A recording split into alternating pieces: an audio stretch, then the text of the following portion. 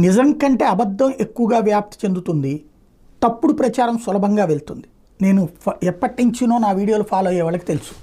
గోద్రా ఉదంతంలో అల్లర్లు జరిగిన దాన్ని ప్రొజెక్ట్ చేస్తున్నారు, కానీ అల్లర్లకు కారణమైనటువంటి అంశాన్ని పక్కన పెడుతున్నారు. కరసేవకులు రైల్లో వెళ్తూ ఉంటే సబర్మతి రైల్లో ఒక బోగీకి 4 వైపులా తలుపులేసేసి పెట్రోల్ పోసి చిన్న పిల్లలతో సహా తగలబెట్టారు. తగలబెట్టి పెద్ద ఎత్తు నినాదాలు చేసుకుంటూ ఇదే కరసేవకులందరికీ గతి పడుతుంది అంటూ బహిరంగంగా నినాదాలు చేసుకుంటూ వెళ్తుంటే అది చూసిన ప్రజలు నిలదీస్తే, అలా నిలదీసినటువంటి ప్రజల మీదన బెస్ట్ బేకరీ దగ్గర ఒక పార్లమెంటు సభ్యుడే కాల్పులు జరిపితే అప్పుడున్నటువంటి కాంగ్రెస్ ఎంపీ దాని మీద ఆగ్రహించినటువంటి ప్రజల తిరుగుబాటే అల్లర్లైనవి, కొట్టుకోవడాలు జరిగింది. కానీ మైనార్టీల మీద దాడులను ప్రొజెక్ట్ చేశారు తప్పించి ఇద్దరు కొట్టుకున్నారన్నది పక్కన పెట్టారు. అట్లాగే రైలుని తగలబెట్టడం వల్ల ఇదంతా జరిగిందన్నది పక్కన పెట్టారు.